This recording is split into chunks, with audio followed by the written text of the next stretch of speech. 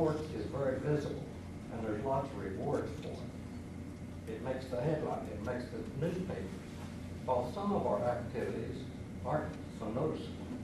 I was wondering if the school system can plan to award some of these other activities with a little bit better. Is there any possibilities that way so that the kid will want to go that direction? And just a thought. I think a lot of things that motivate people have nothing to do with how much money you spend on something. I mean, how much money would it cost to, take a picture and post it in a prominent place on the school wall when someone does well in the quiz bowl or something like that? A lot of it's an attitude in which you approach things. It's not necessarily the funds that are directed toward it, although I'm not going to be some Pollyanna-ish that I hope that can recognize that funds make a difference. But I think there's a lot of things that can be done that aren't, that improve the culture of an area that aren't a direct reflection of how much money you pump into it. I know I worked 13 years in the school system, just retired or kind of stayed home 2 years ago, but we have in the past recognized students and had their pictures on the wall. If there was an article in the newspaper, they tried to encourage, the student by putting it on the wall so everybody knew what was going on. I was also president of the Booster Club, and we used to have banquets, and we'd always invite the Quiz Bowl teams to come, and we try to recognize all academics instead of just the sports academic. But recognition does go a long ways, and if we can really, and I know Terry, this is a lot on his back because he's a one person trying to write all those articles, but if we can encourage people to constantly be giving him articles of the activities that are going on and who's being a part of that, great publicity is going to build your community more than anything. I would echo that. Coming from a vocational program that has had some success, I think anytime that you can take and recognize kids in the academic area for what they've done, it's just feathers in the hat. And I think we need to empower teachers, individual teachers, to bring that out. And I don't think that's done enough today. And a lot of it is like what we see here tonight is that people are, oh, who cares? Why do I need to write that? I think that's the way our society has gone in general. And I know that if we empower the teachers to do that more, that it could happen more, but the community needs to maybe bug the teachers to do that more within the different fields. It's really neat to go and listen to a great band concert every time we go. It just really, the community just loves that. Why don't we have every teacher at the same level, within the academics doing the same thing? Okay, thank you very much. Unfortunately, we're limited by time. We're going to have to, the school board has really had a lot of time, and we appreciate you coming out tonight. I'm sure that these candidates are open to any of your questions at any time. I think, would you agree? Feel free to send a visit with you at any time. The election is April 7th. And to that, we'll move over to the city council. They're going to sleep over here. I did want to make one announcement. Someone that would be here tonight, but he's in the hospital getting a defibrillator put in. That's Jim Hood. So keep him in your thoughts and prayers, along with Bill Lemons. Steve, okay. I would like to say something. Don, I don't know if you watched the basketball game last night on the TV. Did you hear what they said about our basketball girls? Each and every one of them are on our honor roll. Yes. I thought that was pretty cool that they said that. Good. We should thank the board for coming and for running. Thank you for the invitation. I got some yes and no questions, so move on real quick, okay? Do you recognize any limitations on the ability of the city to initiate and/or fund new energy programs? Yes or no? One more time. Okay? Do you recognize, do you see any limitations on the ability of the city to initiate and/or fund new energy programs? Do you see any limitations? Okay. Yes. Julianne? No on the initiatives, yes on the ability to fund. Limitations on the ability to fund, no limitations on possible initiatives. Okay. Initiatives, yes. Limitations on the ability to fund? Is that aware of? I'm sorry. No limitations on initiatives. Limitations on funding. Correct me if I'm wrong, you're saying that we want to do it, or you want to do it, but the ability to get funds is limited, correct? That's correct. Okay. Amy? I would agree. Okay. Brian? I'd be all for researching it. It's just, it'd be difficult to determine whether it was feasible or not.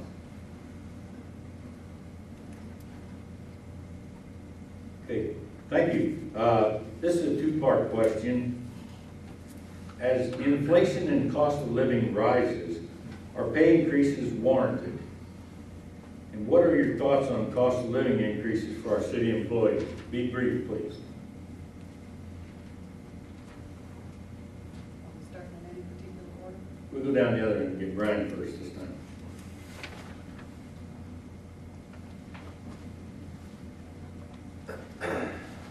I don't know. I think everybody deserves a little bit of something once in a while. I don't think they deserve it every year, probably. Just because.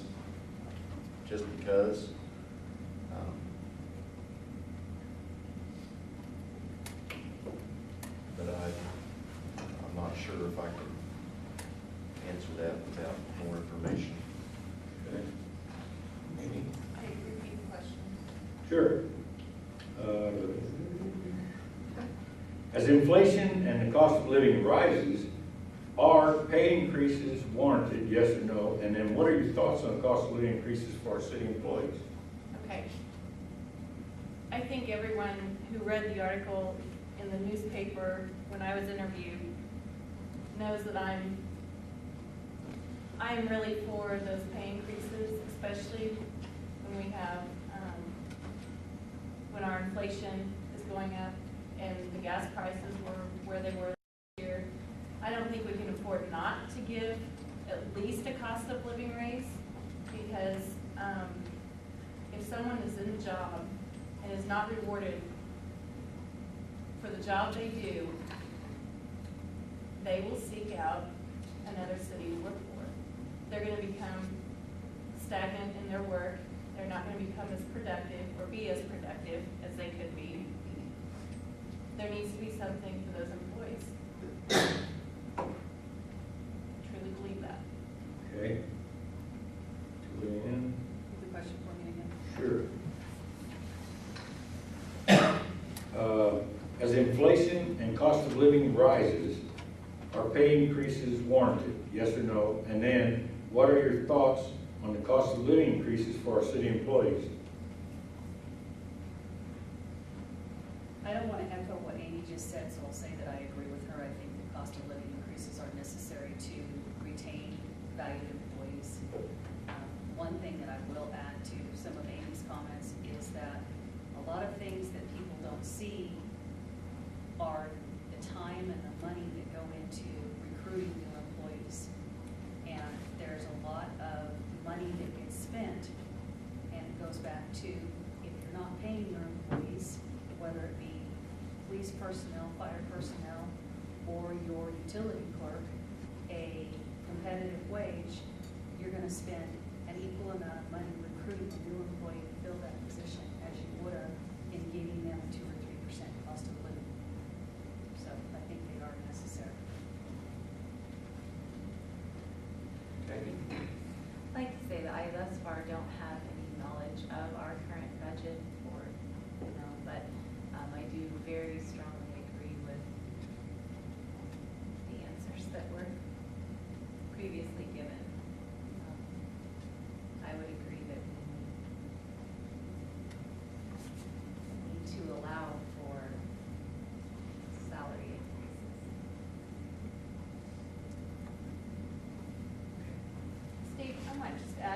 too, that I think, if they're budgeted into, I think this last time they were budgeted in the pay increases, and it was, decided not to administer those. I think that's a very, responsible way of allowing those pay increases to be given, is to actually budget it into the budget. And when that money is there and available, it needs to be reported. All right, thank you.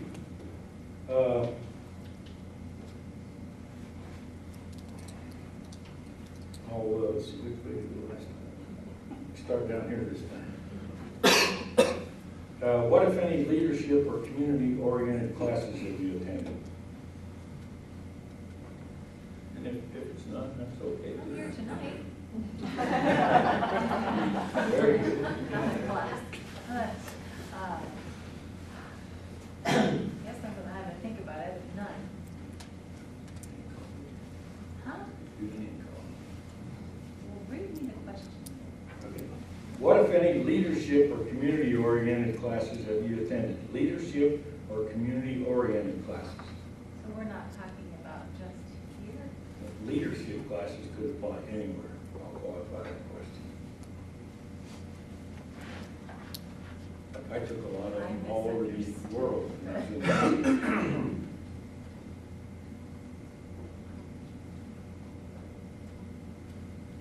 can't think of any Okay. specific. Julia. I'm a 1996 graduate of the Leadership Porterville program. It was a year-long program that exposed us to the state capitol, to the farming belt community that I lived in, different civic programs. We did a mock city council session as part of the program. I was president of Sir Optimist International, which is a nonprofit organization that's the benefit of women and children. That would be it. Okay, thank you. Yeah. Most recently, I was selected to attend the NELT program through Extension. It is a year-long program. We visit 4 different states for a week each, and we get the opportunity to listen to different mayors and community leaders. Last month I was in Scottsdale, Arizona for that. In 2 weeks I go to Orlando, Florida, and we get to visit Disney World and see how they work, how they do Disney, I guess. In June I go to North Dakota, and we look at how they work with diverse populations, which I think is something we're going to need to address before too long. So that's my latest. Through Extension, we really stress leadership involvement, and each year we have an annual conference in Manhattan, and we are always taking courses of leadership. So I've attended several. I'm not going to list them for you. Okay, thank you. Brian? This is gonna go back a year or two, but between my junior and senior year in high school, I went to a Farm Bureau leadership seminar, citizenship seminar at the Rock Springs Ranch. And I look back and think that it was a hoot to go to that then, but I really did learn a lot of things about leadership, and met a lot of good people that I still keep in touch with some of them today. Okay, thank you. Okay, we'll start running with you now, come back. Do you believe St. John is progressing, regressing, or static? And give me an explanation in 30 seconds why you selected your answer. I'd say we're holding steady. I don't know that I know we're not really expanding, but I don't think the bottom's falling out of anything. I think we're just kind of holding even keel, really. Okay? You say static. Amy?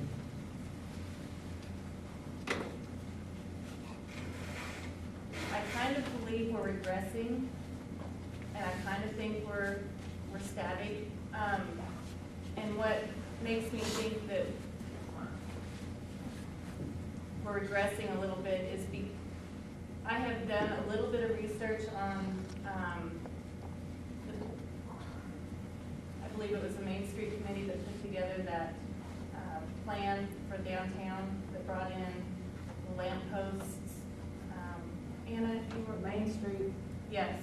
I was- Okay, I went through that book, the big book that you were put together to propose that plan, and there was excellent progress made up to a point, and then I saw that there's so much more within that plan that we haven't done yet. There's a lot left to do. That was a great organization for this town, and there were lots and lots of good ideas. And I would just say that, you know, we could still finish that out if we had the involvement.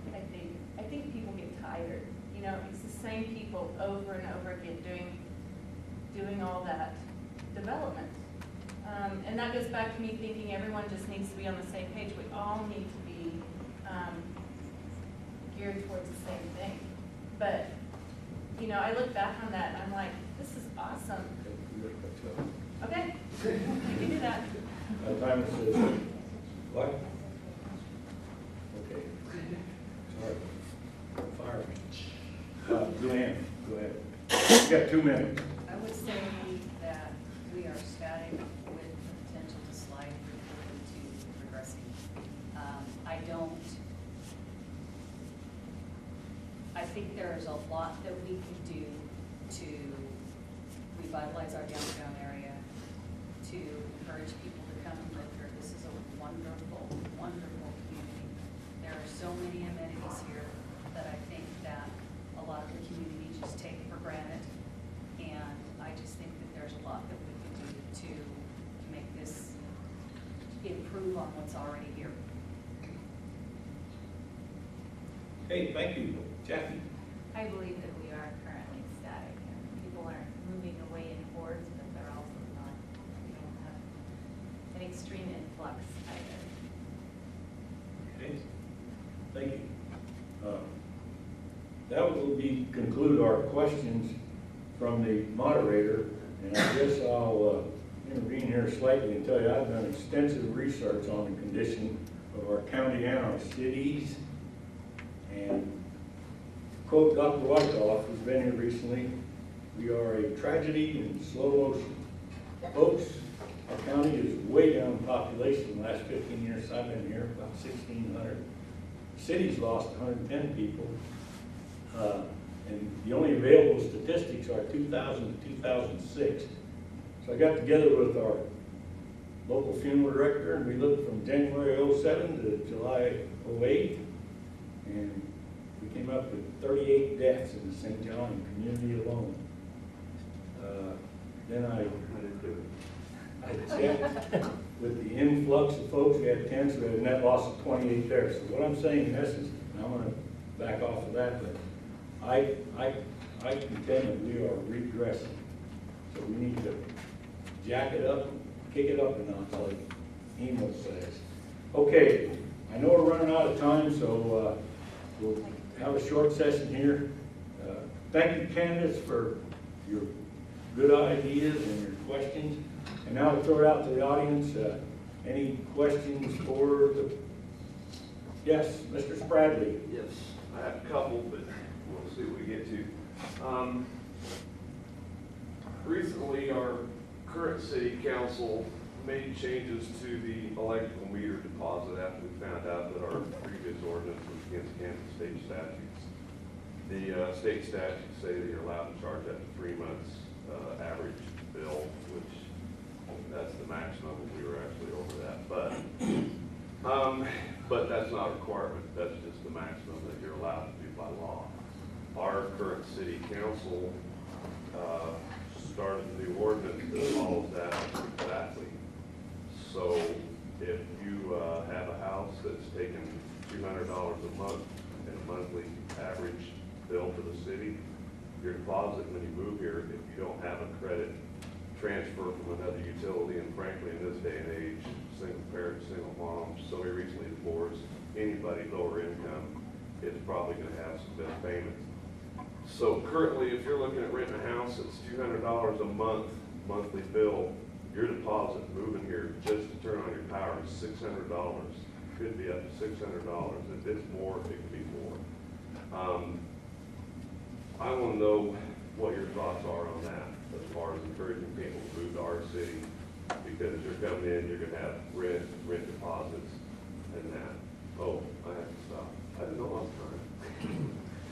Okay. And I'll just start with Brian, work our way down, that way I keep track.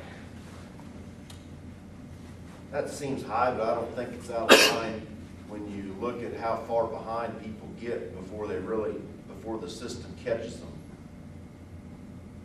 If they come in and only pay $100 deposit and that bill is $200 a month, well, they've burned up $200 worth of utility, and then that's on the books, and then by the end of the next month, they've already burned up another $400 or another $200, and now they're up to $400, and before you know it, they're up to $600, and they may pack up and leave town.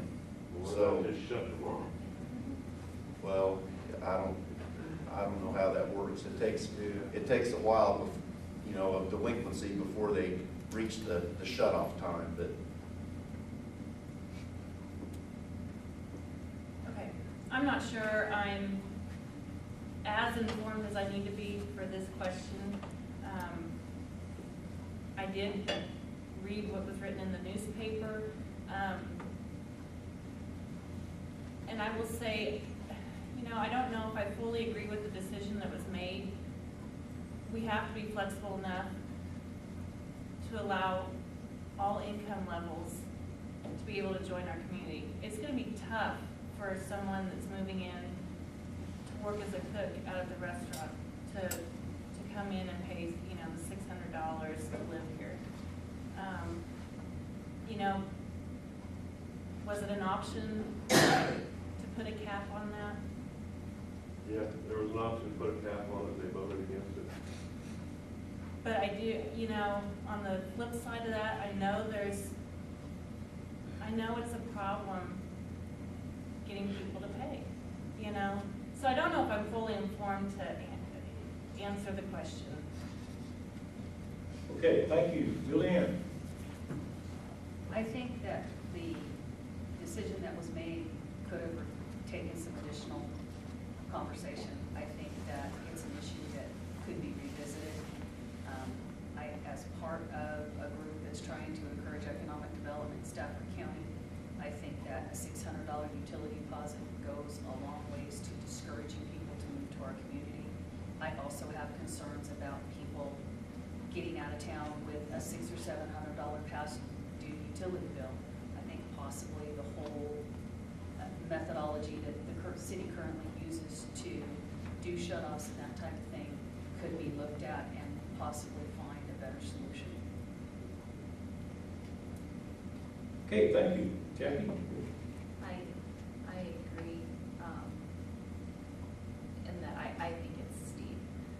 I do, like you said, looking at divorced moms, maybe kids or whoever it's hard to come up with that type of money with no credit. So, at the risk of repeating what's already been said, that could be a way to discourage people from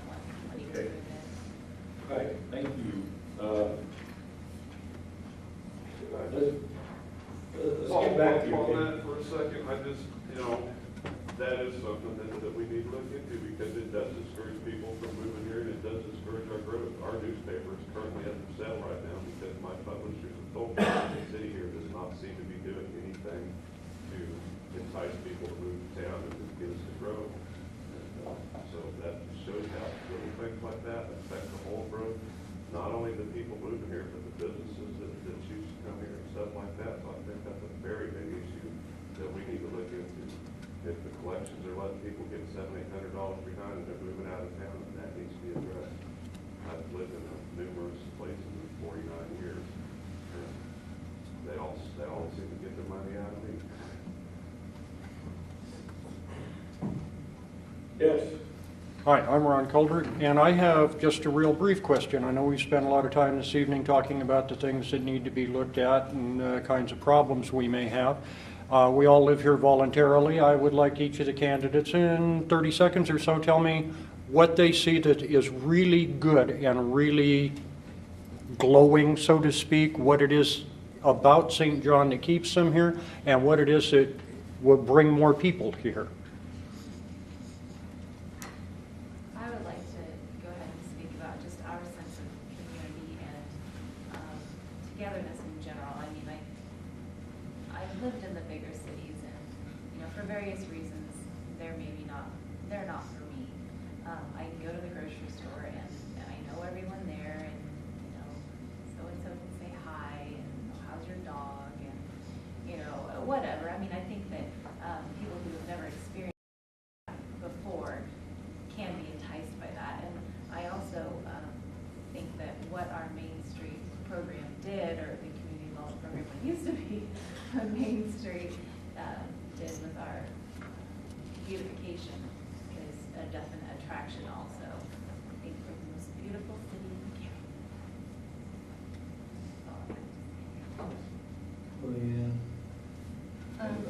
As far as the good things about our community, absolutely, the sense of community. There's a lot of really wonderful amenities in the community that you don't, and I can only speak from my experiences in California. This is the first time I've ever lived outside of California. But I can tell you that the little town that I grew up in, which is very similar in size to St. John, we didn't have a community swimming pool. We didn't have an active community recreation program.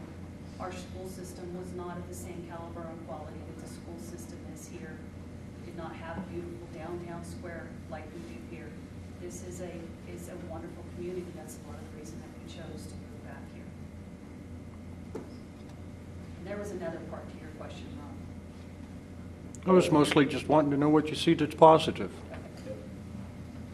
And I would agree with Julianne. I've said it several times. I mean, we visited here to begin with. Actually, we came to track meets here. We even talked to people who came to Jubilee here in town. And when we mentioned St. John to people, when we were trying to decide where to live, our first thought was St. John because we liked the square, we liked how it was set up. It's really unique in that way. You don't see too many towns out this direction in Kansas that have a square and the buildings around the square. We've been to the track, we've seen Brown Park. It's a beautiful town, and I think that's why we chose to come here because of that.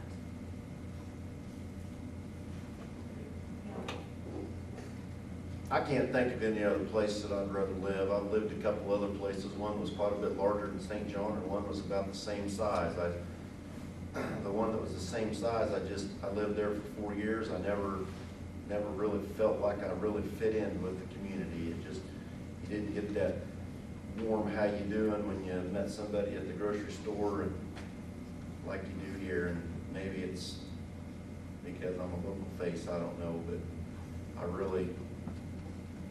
I just can't think of any place else I'd rather live. Okay, thank you. Anyone else?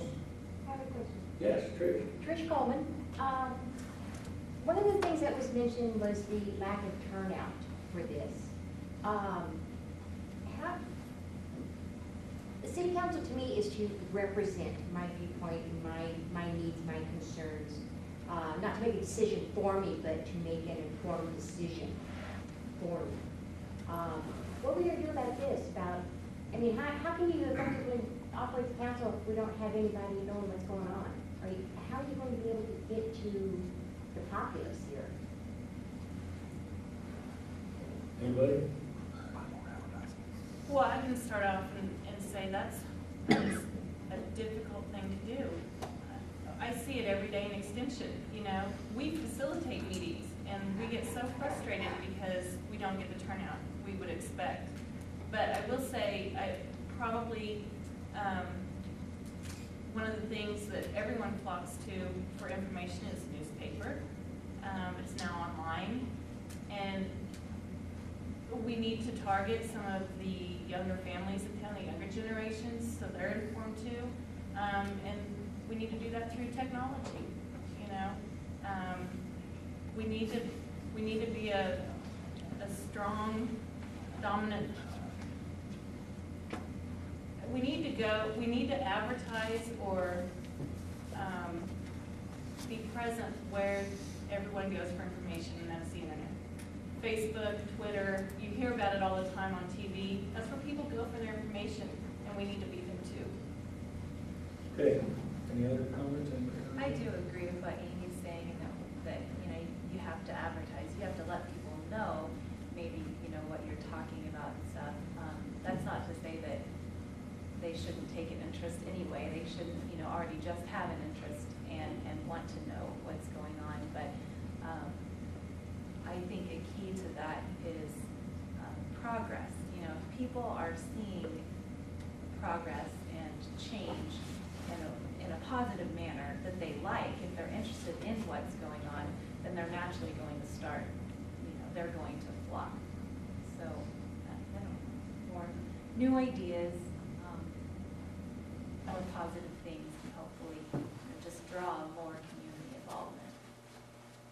I think the information highway is a great thing, but I think that as a council member, one of my personal goals would be to be visible at community events, Jubilee, soup suppers, things of that nature, so that people have access to come up and express their concerns and their interests, whatever their issues might be at that time. I think that the more visible you are to the community, the easier it is for an individual to express their views and concerns in a one-on-one setting, whereas groups can be kind of intimidating for some people.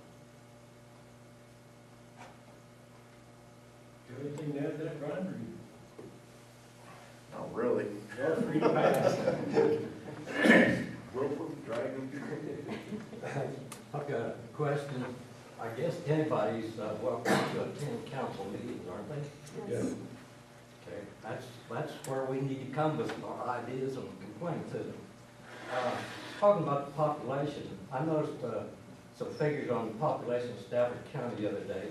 Our highest population was in 1910. Now that's hard to imagine, isn't it? In each decade, it's decreased. Actually, right now, we're about the same as, I was gonna say we were in 1910, but that seems too high because I think it was 20,500 down. Stafford County's not that high. 3744. How many? 3744. Yeah, okay. Another thing, here, for some time, I've been wondering, you know, organizations get around to planning to do some things, and they gotta select a date and a time, but you never know whether that's gonna be taken by somebody else or not. I wish there was a clearinghouse where you could go in and say, hey, is this time open in town? I've been impressed with the what's to do today and tomorrow out of the Hutch paper. That's kind of interesting. I wonder if we could do something like that here, so that we could, then everybody would know. Like this meeting tonight, everybody would know about it then. Stop, okay. Okay, thank you. Possibly you ought to look into a billboard like they have down at the school. I think if there's no more questions, we're running, I just have a comment. We moved here in 1953, so we've been here a few years, and I've never regretted moving to St. John, even though we left a lot of family and came up here just as our family. And we have used the services in St. John as much as we could. Garland put the brick on our house, and we try to use community people. And, you know, as most of you know, I had the abstract office for 32 years. And one night, I was working late, and there was a man that stopped in my office and wanted to know where there was some property that he might look at. And I'd like for this man to tell you why he chose St. John. He's our moderator. You put me on the spot. Well, it's not time. Well, I'll tell you why. At the time, in 1994, I'd been I had a state job with Knights of Columbus, and we were doing a lot of meetings over in the eastern part of the state. So I'm retired from the Navy and had all my medical work done in Aurora. We tried in Colorado to go get closer to Fitzsimmons. However, the California, when Simi Valley died, all those people sold their houses over there, verified, and came this way in Colorado and inflated the real estate market. So we discarded that. We negated that situation. We came over here, and I got thinking, we had children in Wichita. We had some down right at the, just below, well, I hope I'm not offending, just below the dumb line. No, in Oklahoma, I just kidding. And then we had some out in Garden City. So Ginger and I decided we'd start stopping in these little towns coming across here. And we stopped in Abbeville, we stopped in Pleasant, we stopped in Sylvia, all that. Came to St. John. One of the Sundays, I was coming back from meeting. Pulled up, Ginger said, "Look, there's a little Dillard's. Go in there and get something cold to drink." I walked up to the door, and a fella, I bet he's probably a dad by now. He was about 10, 12 years old. He said, you know, he opened the door for me. And I said, "Well, thank you, young man." He said, "You're welcome, sir." And I thought in Garden City they had knocked me down and ran over me. So that was one thing. And I came out, and those of you who've been here a while know, what's his name? Palmer used to throw the, Dale Palmer used to throw the papers. And that was the first guy I spoke with. And he referred me to Yogi. And Yogi, so there we had this beautiful town. We looked around. There weren't very many houses for sale. And so we looked at the one we have, and we knew we'd expand it. But that convinced me that we had, Brown Park, the library, and we had a pastor in our own faith. Okay. Anyway, that's my story. And I'm sticking to it. Okay, I guess we pretty much run the gamut here. I had a lot more questions, I must confess, but it's good that you gave good answers. So thank you all for attending this forum this evening. It's organized by the Republican Party of Stafford County, sponsored by the Community Involvement Program. Your vote is important. This city election is important. Choose a candidate and get out and vote for your choice. Call or talk to any candidate if you need more information. Vote for the good of St. John. Make this year a record voting year. Let's see. Call your friends out. Call mom and dad out there. You got a child that's old enough, get him registered. Please, please, please talk to your friends and neighbors about the election. Encourage them to vote for their choice candidate. If you attended this forum this evening, it's obvious you are concerned about our city. So we want you to know who's seeking to be elected and what their ideology is. Thank you again, and good night. Thank you.